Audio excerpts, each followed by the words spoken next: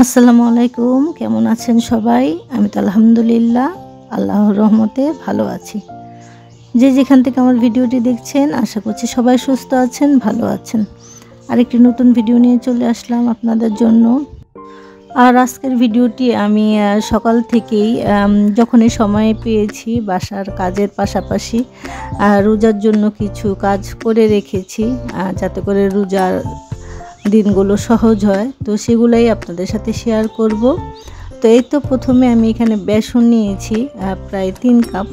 তো বেসনগুলো এখন আমি চেলে নিচ্ছি। আর এই তো আমি বেসনটাকে কিন্তু চেলে নিয়েছি। এখন কিছু মশলা অ্যাড করব এটার সাথে।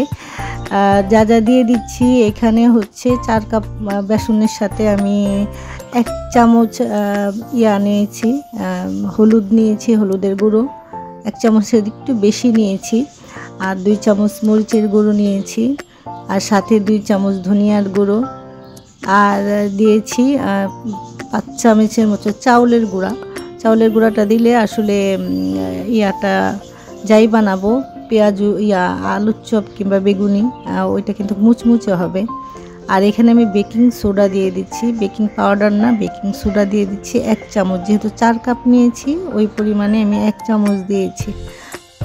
সব কিছু আমি ভালো করে মিশিয়ে নিচ্ছি, আর মিশিয়ে শুকনো একটি বয়মে এটাকে ভরে সংরক্ষণ করব।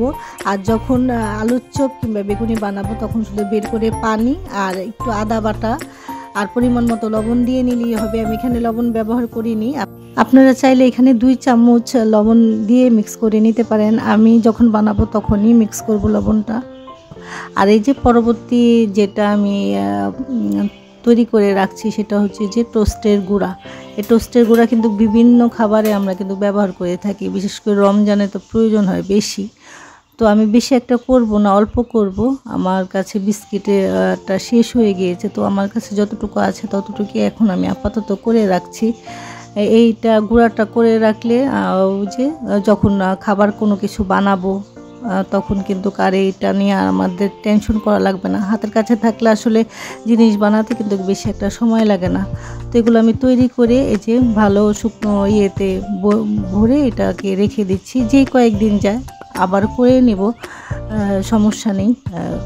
তো এই যে এটাও আমি তৈরি করে রাখলাম।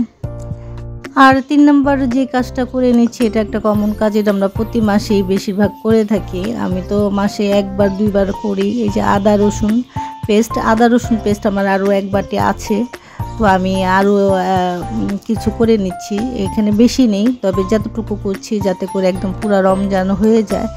আর কিছুদিন 1 সপ্তাহ আগেই আমি করেছিলাম ঘরে খাওয়ার জন্য। আর এই যে এটা করে নিলাম বাড়তিটা। আর এখন যেটা করছি, এই যে এখানে কিছু শুকনো মরিচ নিয়েছি, চুলার আঁচটা একদম লোতে রেখে এটাকে আমি একটু ভেজে নেব।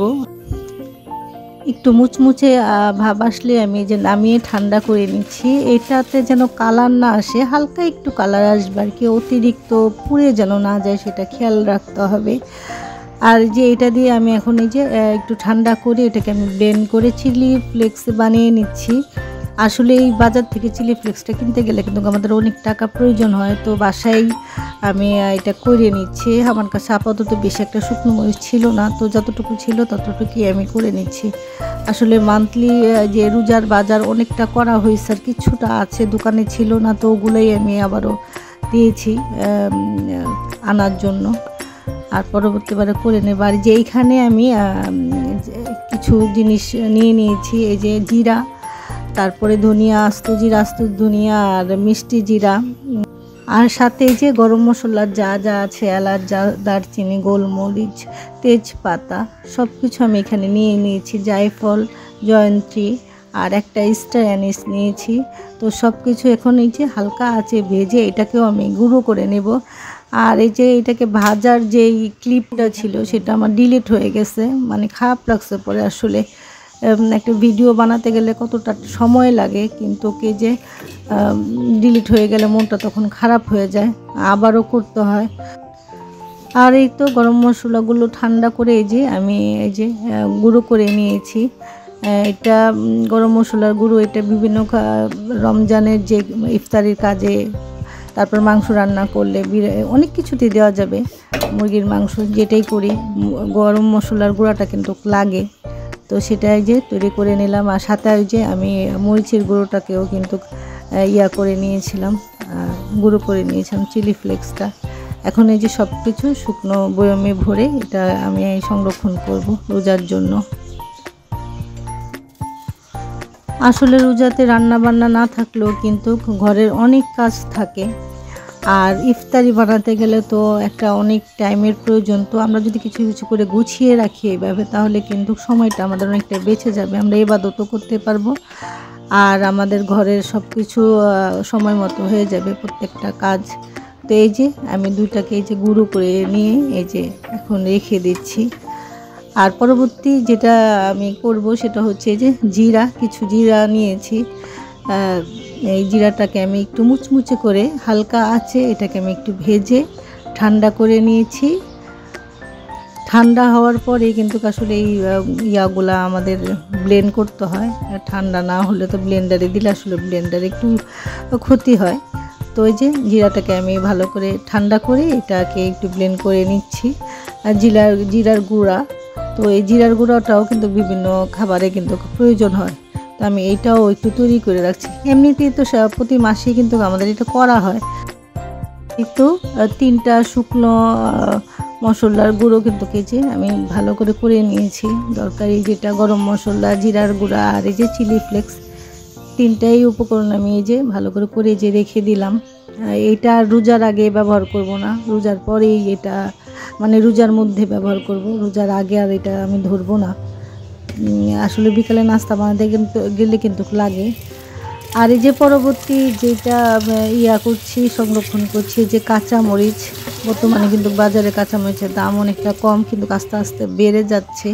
তো আমি এর আগে 1 কেজি এনে সংরক্ষণ করেছি, আর এইখানে কিছুটা 1 কেজির মতোই হবে কাঁচামরিচ। তো এটাকেও আমি এই যে ভালো করে বোটা ছাড়িয়ে আগে ধুয়ে নিয়েছি, পানি ঝরিয়ে ভালো করে, তারপরে যে বোটাগুলো ছাড়িয়ে এখন এটাকেও আমি সংরক্ষণ করব রোজার জন্য। এই যে একটু কেটে নিচ্ছি, কেটে নিলে হবে কি যে কোনো খাবারে শুধু বের করে দিয়ে দিলেই হবে। আমি আমার শেপ মতো সুন্দর করে 2 টুকরো করে নিচ্ছি, যাতে করে রান্নার সময় আস্তা রাখলে আবার রান্নার কাজে আবার ওইটাকে বের করে করে বরফ গলিয়ে তারপরে কাটতে হয়, ওটা আবার একটু ঝামেলা। তো এইভাবেই আমি যে কেটে সুন্দর করে বক্সে ভরে রেখে দিচ্ছি। আরও কিছু আমি কাটবো জন্য, কি জানি বলে, পেঁয়াজের জন্য একটু গোল গোল করে কিছু কেটে রেখে দেবো চিন্তা করছি। আর এই যে এখন পরবর্তী যেটা দেখাচ্ছে সেটা হচ্ছে ক্যাপসিকাম। এই যে ক্যাপসিকামও কেটে রাখছি, এটাও তো বিভিন্ন খাবারে প্রয়োজন হয়, পাস্তা রান্না করতে, নুডলস রান্না করতে, ফ্রায়েড রাইস, যেটাই আমরা কিংবা পিৎজা যদি বানাই তাহলে কিন্তু লাগবে। আমার শীতের সবজিতে কিন্তু আমি এগুলা অনেক কিছুই কিন্তু সংরক্ষণ করেছি শীতের যখন সবজি সস্তা ছিল তখন। আর এখন আবারও যেগুলা একটু কম আছে সেই জিনিসগুলোই আমি একটু আরেকটু বেশি করে আসলে সংরক্ষণ করছি, কারণ রোজাতে তো আসলে এগুলো লাগে একটু বেশি। তো এর আগেও আমি ক্যাপসিকাম কিন্তু সংরক্ষণ করেছি, তো এইবারও আরেকটু বেশি নিয়ে আসতাম, কিন্তু ছিল না লোকটার কাছে যার কাছ থেকে আমি এনেছি। অন্যান্য জিনিস এনেছিলাম, তো এটা একটু কম ছিল, বিক্রি হয়ে গেছিলো। তো যতটুকু ছিল অতটুকুই আমি এনে এটাকে কেটে একটু রেখে দিচ্ছি, যতটুকুই হয় পরবর্তীবার প্রয়োজন হলে আবার কিনবো। আসলে শীতের সময় সবজি তো অনেক সস্তা থাকে, তখন আসলে কিনে এইভাবে আমরা একটু সংরক্ষণ করে রাখলে একদম পুরো 1 বছর কিন্তু সুন্দর করে মানে যেটাতে প্রয়োজন হয় বের করে কিন্তু খাওয়া যায়। তো আজকে তো এটা বেশি নেই, তো যতটুকু আছে ততটুকু আমি এটাকে সংরক্ষণ করলাম। আমার আরও আছে আগের শীতের যখন আমি সবজি সংরক্ষণ করেছিলাম সেটাও আছে। তো এই যে আমি এটাকে 2 শেপে কেটে এটাকে ভালো করে বক্সে ভরে রেখে দিচ্ছি। আর এখন যেই সংরক্ষণ করছি সেটা হচ্ছে টমেটো। এই যে আমি বাজার থেকে কিনে ভালো করে ওয়াশ করে পানিটাকে মুছে নিয়েছি, আর এখন 2 শেপে এটাকে আমি কেটে রেখে দেব। আসলে বাজারে যখন টুকিটাকি কেনাকাটি করতে গিয়েছিলাম, আমি যেই লোকটা থেকে কিনি আর কি, সে আর কি বলল যে আপু এখন সস্তা আছে আপা, তো কিছুদিন পরে কিন্তু দাম কিন্তু বাড়া শুরু করে দিয়েছে, কিছুদিন পরে আরও বাড়বে অনেক, তো আপনি নিয়ে যান। এখন 25-30 টাকা কেজি হলেই কিন্তু টমেটো পাওয়া যাচ্ছে। আর কিছুদিন পরে দেখা যাবে প্রচুর দাম বেড়ে যাবে, তখন আসলে কিনে খেতে একটু সমস্যাই হয়ে যায়। আর শীতের সবজি আসলে শীতের দিনের যে সবজিটা সেটার মতো কিন্তু গরমের দিনের সবজিটার ওই টেস্টটা থাকে না। শীতের সবজি যখন ভরপুর থাকে মানে শীতের সিজনে, সেটাই কিন্তু খেতে কিন্তু ভালো লাগে। তো আমি যে এটা কেটে এই যে বক্সে ভরে এখন এই যে সব কিছু এক এক করে রেখে দিচ্ছি। তো আজকের ভিডিওটি এতটুকুই দেখালাম। আসলে সংরক্ষণ তো অনেক দিন ধরেই কিন্তু সব কিছু করছি, তো সব কিছু কভার করা হয় না, তো যতটুকু পারলাম ততটুকু করলাম। তো ভিডিওটি ভালো লাগলে অবশ্যই একটি লাইক সাবস্ক্রাইব করে দেবেন আপুরা, আর কমেন্ট অবশ্যই করবেন, আপনাদের কমেন্টের অপেক্ষায় আমি থাকি। তো আজকের মতো এই পর্যন্তই, আল্লাহ হাফেজ, আবার দেখা হবে নতুন কোনো ভিডিওতে। আর এই যে রোজার শেষ মানে রোজার আগের শেষ ভিডিও এটা, তো আজকের মতো বিদায়, আল্লাহ হাফেজ, আসসালামু আলাইকুম।